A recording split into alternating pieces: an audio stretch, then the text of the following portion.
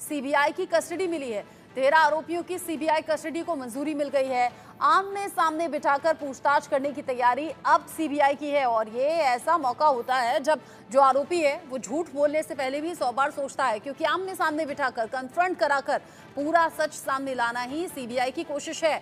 Patna high court ने 13 आरोपियों की कस्टडी सीबीआई को दी है और इन 13 आरोपियों को अब सीबीआई आमने सामने बिठाकर पूछताछ करेगी। नीट पेपर धांधली में और कितने नाम सामने आ रहे हैं ये एक एक करके मालूम पड़ रहा है। साथ ही साथ आमने सामने बिठाकर पूछताछ करना ये एक बड़ी स्ट्रैटेजी भी है सीबीआई की। 13 आरोपियों को सीबीआई की कस्टडी मिल गई है और अब सीबीआई की कस्टडी में इन 13 आरोपियों को आमने सामने बिठाकर अब पूछताछ सीबीआई की टीम करने वाली है। बड़ी खबर इस वक्त की, जिस तरीके से अभी तक नीट पेपर लीक कांड में बड़े खुलासे हुए हैं, बड़े अपडेट मिले हैं, उसके बाद माना यह जा रहा है कि 13 आरोपियों को जब आमने सामने बिठाकर पूछताछ होगी तो कई बड़ी जानकारियां भी सामने आएंगी, क्योंकि राकेश उर्फ रॉकी अभी हाल ही में पकड़ा गया है, जिससे बड़े खुलासे भी हुए हैं। बड़ा अपडेट एक और आप जानिए। आप नीट पेपर लीक का सरगना जिसकी तलाश अभी भी चल रही है, संजीव मुखिया नाम का ये सरगना जो अभी भी न जाने कहां छिपकर बैठा है। सीबीआई संजीव मुखिया की लोकेशन का पता लगाने में जुटी है। जो हाल ही में गिरफ्तारी रॉकी नाम के शख्स की हुई है, आरोपी की हुई है, उससे भी संजीव मुखिया के बारे में डिटेल खंगाली जा रही है।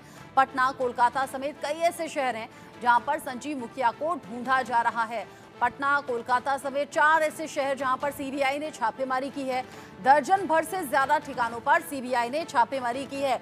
दर्जन भर जगह जब सीबीआई की टीम पहुंच रही है, संजीव मुखिया को तलाश रही है, क्योंकि जो मेन सरगना अभी तक कहा जा रहा है, यानी कि जो मास्टरमाइंड कहा जा रहा है इस पूरे पेपर लीक कांड का, वो संजीव मुखिया के तौर पर सामने आ रहा है। जावेद हुसैन दिल्ली से जुड़ गए हैं, रितेश मिश्रा जो कि बिहार के पटना से जुड़े हुए हैं, जयेश सोनी गुजरात के सूरत से मेरे साथ में मौजूद हैं। सबसे पहले जावेद, आपका रुख करते हुए, रॉकी की गिरफ्तारी हुई है और उसके बाद संजीव मुखिया की तलाश और ज्यादा तेज हो गई है।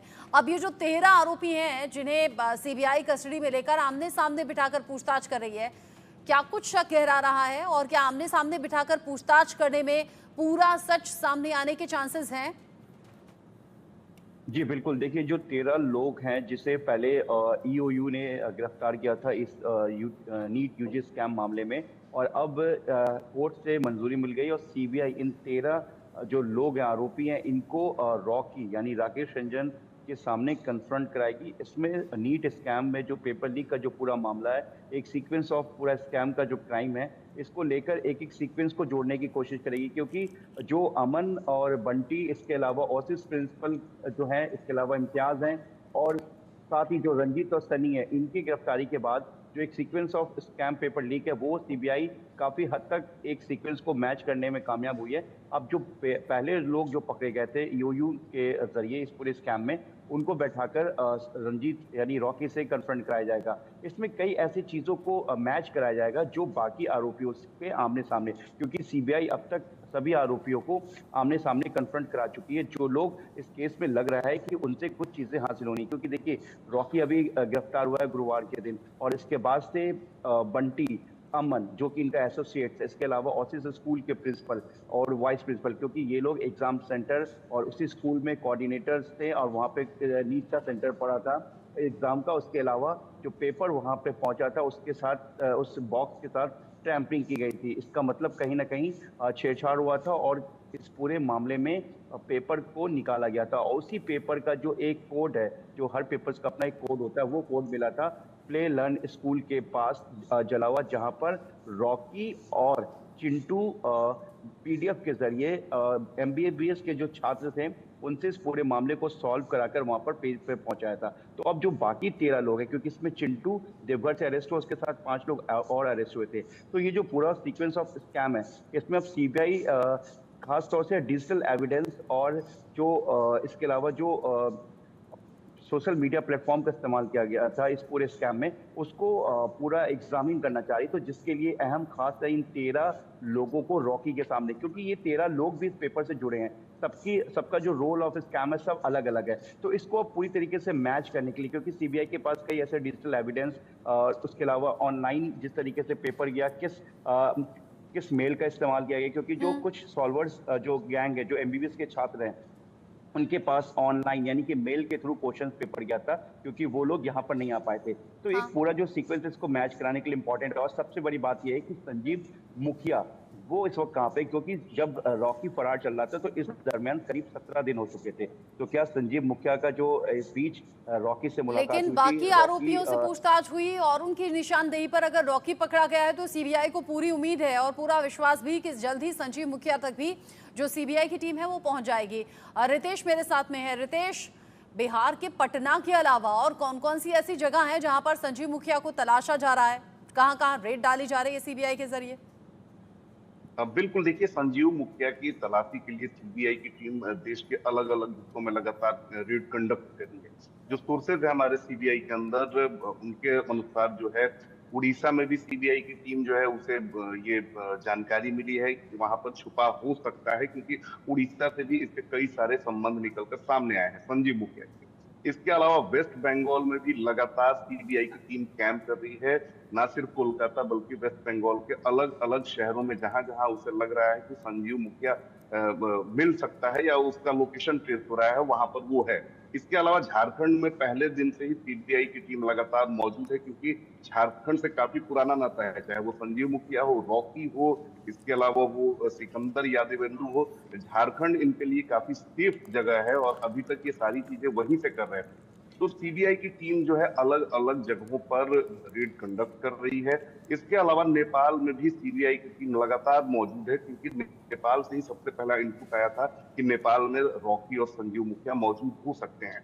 तो देश के अलग अलग हिस्सों में सीबीआई की टीम जो है वो लगातार रेड कंडक्ट कर रही है। इसके अलावा मध्य प्रदेश से भी उसके कुछ संबंध निकलकर सामने आए हैं। तो मध्य प्रदेश, छत्तीसगढ़, उड़ीसा, वेस्ट बंगाल, झारखंड, इसके अलावा नेपाल, ये तमाम ऐसे जगह हैं जहां पर सीबीआई की टीम लगातार रेड कंडक्ट कर रही है। वहां पर उसकी मौजूदगी है और कोशिश यही है कि जल्द से जल्द उसकी गिरफ्तारी हो। जल्द लेकिन से दूसरी जल्द तरफ अगर संजीव देखें मुखिया तो की गिरफ्तारी हो, ये सीबीआई की कोशिश है। मुख्य सरगना भी कहा जा रहा है और जिस तरीके से खबर सामने आई थी कि संजीव मुखिया एक कंपनी की तरह इस पूरे धंधे को चलाता था, 30 से ज्यादा लड़कों को अपने अंडर में रखता था, उन्हें बाकायदा सैलरी देता था, यानी कि ये कोई काम आज का जयेश सोनी नहीं होगा। हो सकता है कि इससे पहले भी इस तरह की धांधलियों में शामिल रहा हो। जी बिल्कुल, ये जो पूरा मामला है पूरी तरह से ऑर्गेनाइज तरीके से सामने आया है। पूरा प्लान बनाकर उसका पूरा आयोजन करके लोगों को अपनी अपनी ड्यूटी सौंपी गई थी। कौन क्या रोल निभाएगा उसकी पूरी तैयारी कर दी गई थी और इस तरह से पूरा स्कैम जो है वो किया गया था और उसके अंदर अलग अलग जगहों पर अलग अलग तरह से ये पूरी जो है वारदात को अंजाम दिया गया था। कह सकते हैं कि ये पूरा जो मामला है वो अलग अलग राज्यों के स्टूडेंट्स और उनको फायदा पहुंचाने के लिए पूरी तरह से तैयारी करके आगे से प्लानिंग करके ये पूरी चीजों को अंजाम दिया गया है। मैं आपको बता दूं कि जो गुजरात का मामला है उसके अंदर जो कोऑर्डिनेटर था, वो कोऑर्डिनेटर स्कूल के अंदर शिक्षक ही नहीं था, उसको शिक्षक बनाया गया था और उसको कोऑर्डिनेटर की जिम्मेदारी सौंपी गई थी। जो सेंटर इसके अंदर दोषी पाया गया है उस सेंटर के अंदर उसको जिम्मेदारी सौंपी गई थी, क्योंकि वो पूरी तरह से उसके पास इनपुट थे, सारी चीजें उनके पास मौजूद थी, तो वो पेपर्स के अंदर जो आंसर थे वो फिल करने वाला था। जबकि ये पूरा मामला सीबीआई की जांच के दायरे में आया, उसके बाद ये खुलासा हुआ कि तुषार भट्ट, जिसको वहां पर भूगोल का टीचर बताया गया था, लेकिन वो सही में वहां पर टीचर था ही नहीं, उसको वहां पर खाली इस एग्जाम करने के लिए ही उसको वहां डेप्यूट किया गया था और शिक्षक के तौर पर उसको पेश किया गया था। तो ये सारी चीजें जो है वो सीबीआई की जांच में सामने आई है। पूरी तरह से जो लोग थे वो किस किस एंगल से काम करेंगे, स्टूडेंट्स के कॉन्टेक्स्ट में कौन रहेगा, पेमेंट का कलेक्शन कौन करेगा, किस तरह से पेपर का जो आंसर की है या क्वेश्चन पेपर है वो किस तरह से किस माध्यम से पहुंचाए जाएंगे बेनिफिशियर को, इस तरह की पूरी तैयारी, पूरा प्लानिंग करके ये किया गया था। अब जब सीबीआई की जांच के अंदर अलग अलग तरह के जो तथ्य सामने आ रहे हैं, तो उसके बाद जो सीबीआई है वो तमाम आरोपियों को इकट्ठा करके उनके रोल क्या थे, किस तरह से उन्होंने इस पूरी जो कॉन्स्पिरेसी है उसको अंजाम दिया था, उसके बारे में पूछताछ करेगी। और इसमें जैसे आपने बताया कि झूठ बोलने की गुंजाइश बहुत ही कम हो जाएगी। आरोपी जो है उसको सच कबूल करना पड़ेगा और जो मुख्य आरोपी है उस तक पहुंचने के लिए भी सीबीआई को बहुत सारे इनपुट्स इस तरह की पूछताछ के दौरान मिल सकते हैं। यही तो योजना है सीबीआई की और इस तरह से पूछताछ करके सारी जो कड़ियां है वो जोड़ के सीबीआई आगे की क्योंकि जांच अभी तक अपनी भी बढ़ाएगी। कड़ियां जोड़ी अलग-अलग गई हैं और कड़ियां जोड़ने के आधार पर ही जो अभी तक कामयाबी सीबीआई को मिली है या फिर ये कहीं जो सबूत हाथ लगे हैं वो अभी तक की पूछताछ का ही नतीजा है। लेकिन जावेद, रॉकी की गिरफ्तारी होना मतलब एक कड़ी तो जुड़ गई है अब संजीव मुखिया से सीधे सीधे, क्योंकि अब संजीव मुखिया की तलाश जब सीबीआई कर रही है, हो सकता है रॉकी से कुछ ऐसे इनपुट मिले जिसके बाद गिरफ्तारी पॉसिबल हो सके अभी आने वाले कुछ वक्त में।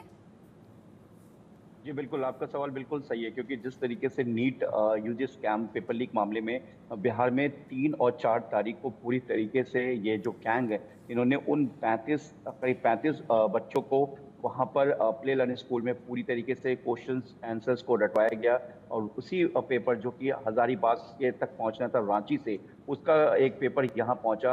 अब किसके जरिए पहुँचा? और इस बीच जो रॉकी और संजीव मुखिया, क्योंकि ये दोनों आपस में रिश्तेदार भी हैं, तो अमूमन सीबीआई को अभी तक इनिशियल ये लग रहा है कि ये लोग एक साथ ही फरार हुए होंगे और कुछ लोकेशन पे एक साथ रुके होंगे, उसके बाद ये वहां से डाइवर्ट हुए होंगे।